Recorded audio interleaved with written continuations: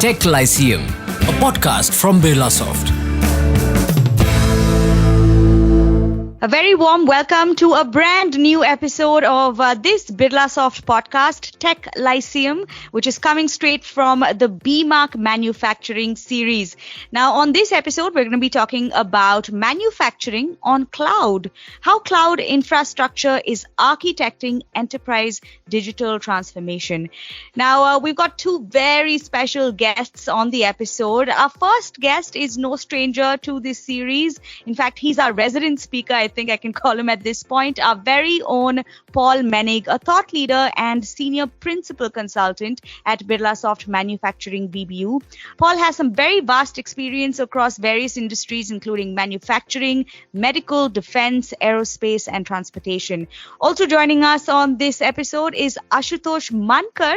Now, Ashutosh is currently the head of the cloud and infrastructure services business at bMACH, so I can think of no one better to be joining us on today's episode. With well over 3 decades of experience in IT infrastructure services, Ashutosh has led numerous client engagements to drive digital transformation, accelerated cloud adoption, and enhanced service operations outcomes across IT infrastructure. Very pleased to have these two gentlemen with us today. Paul, welcome. Ashutosh, nice to have you here for the first time. Thank you. It's great to be here with you and with Ashutosh. It should be a great conversation.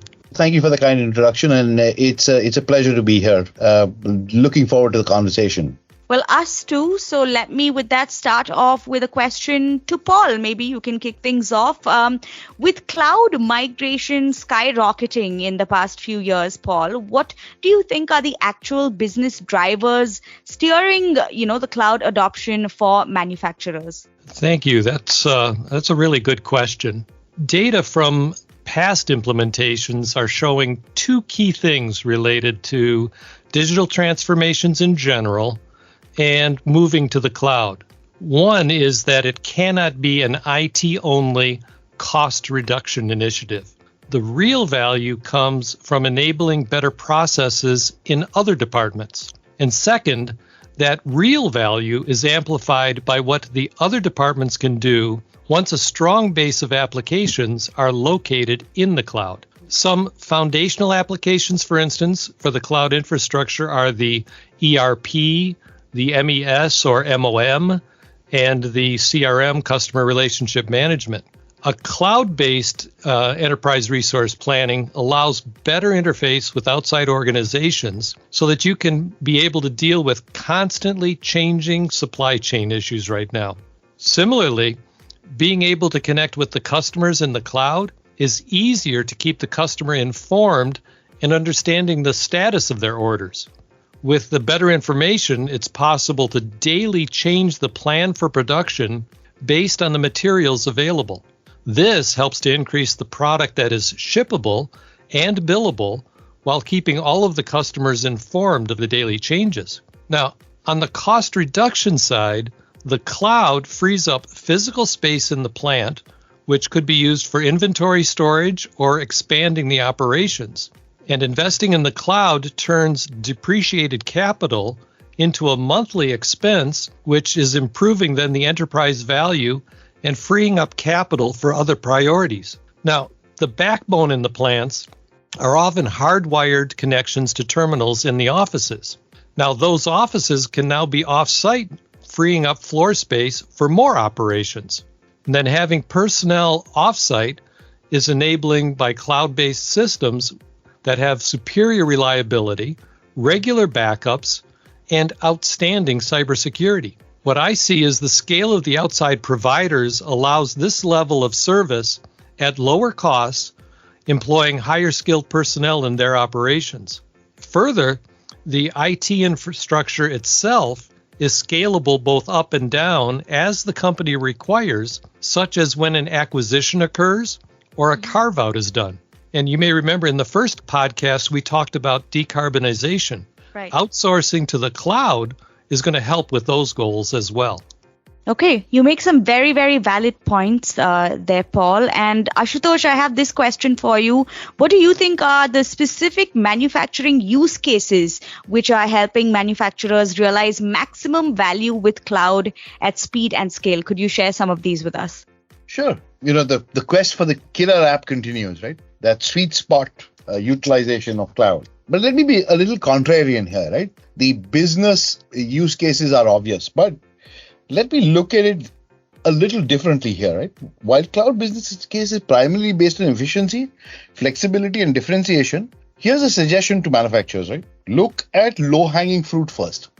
A good place to start is with SaaS offerings. SaaS offerings for non-differentiated services. So what I mean by non-differentiated services are the services are no different from one manufacturer to the other. For example, take Office 365 or N365. You'd be surprised how many customers are not really utilizing it and deriving value from a relatively standardized service. And that's an opportunity. The same goes for non-differentiated. And when I say non-differentiated, I don't mean not critical. Functions like HR, right? SaaS is a good opportunity. Now, this is going to free up, you're going to go to cloud, you're going to free up resources. Paul mentioned physical resources, but this is also intellectual resources, human capital to do other things. This will also give you time to create those killer app business cases, right? On cloud. It'll give you the time to think about it, to plan for it, and put together the strategic investments that are required. So those investments are not just money, but they're also time of your employees. Now, if you look at value realization from cloud, it varies from manufacturing segment to manufacturing segment. But if you look broadly across the manufacturing segment, okay, the obvious ones are something that Paul mentioned, and that's connection with your stakeholder ecosystem, connection with your customers, connection with your suppliers, deep integration with your supply chain, and being able to derive efficiencies there.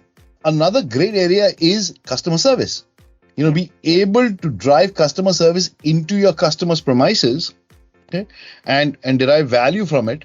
Not only derive value from it, improve customer experience, drop the cost of those services, and potentially harness new revenue streams. So, for example, heavy machinery, right? If you're a heavy machinery manufacturer and you have earth movers out there, now that's a great use case for a cloud application that goes out and reaches out to these earth movers and schedules service around them, right? So that's an important one, right? The importance of this use case is manifold.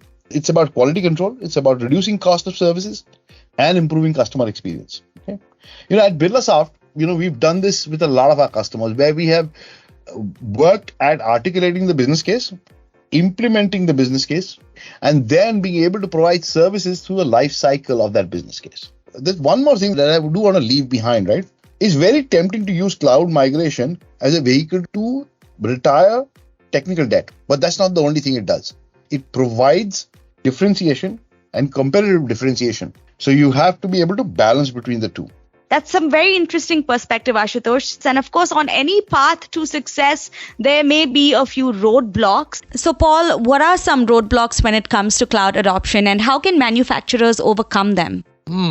Honestly, I don't see anything that I would call a roadblock. Maybe a few construction zones and some wet pavement, but not roadblocks. But as with any project, there are people involved, and people are reluctant to change. So understanding from the start what you want to accomplish and how you will measure success is important. It helps then to get everyone working together. Birlasoft tends to call this a value-generating cloud transformation journey. Rather long statement. It's a strategy that focuses on the value, not cost reduction. And something that Ashutosh said, think about the core competency of your company. If your core competency is not IT, then considering the cloud is going to be a very good investment. Now, getting back to challenges, though, there are a few that are going to come out along the way. One of them is government regulations, such as the GDPR in Europe, the California Consumer Privacy Act, and for medical items, the HIPAA compliance. Now, I see public cloud services as better positioned to deal with these issues of privacy and storage of data within individual countries by providing servers in multiple locations that meet the regulations that are imposed for keeping data where it must be kept. Another issue is the cybersecurity of data. First, the data must be protected inside the walls of the factory, and then from the factory to the cloud. There are multiple protocols now existing for getting data from machines securely that are often dependent on the manufacturer of the equipment, such as, for instance, Modbus TCP. But there are open communications architectures and APIs available now. Each of the cloud providers, the public cloud providers, have addressed this as well with secure protocols such as OPC UA, which is an IEC standard. From what I've seen with cybersecurity attacks, scams, and phishing, I'd argue that your data is more secure and confidential when managed in the cloud by a public provider with the resources and skills to protect it and back it up regularly and have multiple energy sources in case of power outages. Now, some people rightfully worry about being dependent on a single provider. Now, many companies have then elected to use multiple cloud providers for different applications. That solves one problem, but it does make integration of data and mining of data across applications a tad more difficult. Now, finally, there's still the issue of how quickly you must access the data and how quickly it needs to be processed. You need to find the right balance of edge computing, on-site computing, and cloud computing. Consider all the issues that we've discussed here. The right answer may well be a private cloud for large manufacturers, a hybrid cloud for medium enterprises, and smaller businesses will opt for a cloud-native architecture. Okay, interesting. Just a few things to carefully consider and not roadblocks as such, like you rightly said. Just some traffic cones that we need to tactfully maneuver. With that, Ashutosh, one final question to you. With multiple cloud service providers and service integrators in the market, what do you think should be the major selection criteria manufacturers should have to be able to choose the right partner for this enterprise level transformation? That's an excellent question, and that requires some parsing. And the way that I'll parse it is into three parts, okay? So one is to look at the cloud providers, then to look at service providers and integrators separately as three different parts.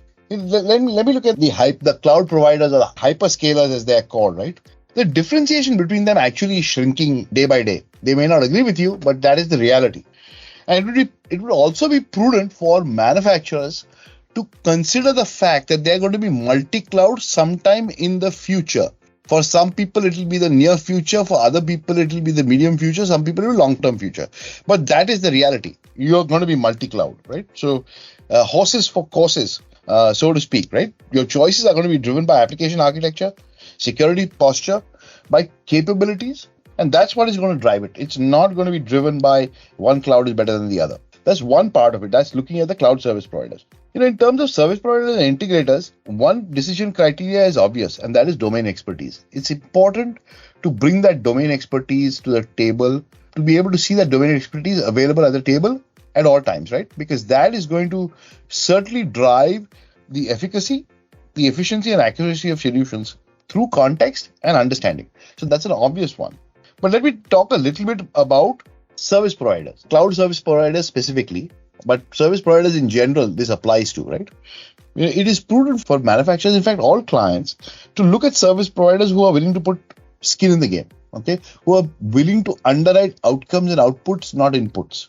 And who are willing to provide metered services for run services. So day two services, your day two ongoing services in a metered fashion, right? So you're not paying a fixed price, but you're paying for what you consume, just like the cloud providers. That's important. It is also important when you're looking at a service provider partner to look at software capabilities that come to the table in addition to the skills. Skills are important. You need to have a good, sustainable workforce to be able to sustain the services that you will consume. Having said that, the software, and when I say software, I'm talking about management software, I'm talking about monitoring software, I'm talking about AI ops, I'm talking about automation. What are those capabilities? What are those competencies that a service provider brings to the table and brings to bear to deliver services to your organization? What are the investments that they are making? Right? I think that's an important piece to look at. This management software, this monitoring software, this underlying fabric needs to extend across not just cloud, but also security, the applications that you put on cloud, and increasingly IoT. So these are going to be an integrated fabric that you should be able to see. For instance, at Birlasoft, this is an investment we are making, right, to create that underlying fabric.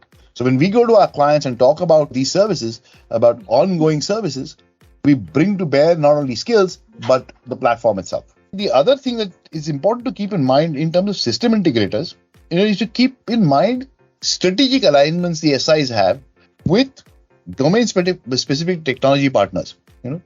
Think about MES, think about factory automation, and those class of applications. Well, thank you so much for your valuable thoughts, and Ashutosh Mankar and Paul Menig, everybody, bringing us their take on manufacturing on cloud and how cloud infrastructure is architecting enterprise digital transformation. Gentlemen, thank you so much for joining us today. It was a pleasure having you on. Yes, thank you very much. I enjoyed the conversation. Hopefully we can do it again. Thank you. And I guess one last thing, go to the cloud. Absolutely. That's great advice. Yeah. You are listening to Tech Lyceum, a podcast from Birlasoft. Well, my head is now safely in the clouds thinking about all things cloud. I hope you found this episode as interesting as I did. My thanks once again to Paul Menig and Ashutosh Mankar for joining us today. And remember, cloud has value in both IT and business. And it really has become imperative for every business now. Businesses must adjust their IT management strategy to complement what cloud offers. I'll leave you with that and catch you on a brand new episode next time on Tech Lyceum. Until then, it's bye-bye from me. You were listening to Tech Lyceum, a podcast from Birlasoft.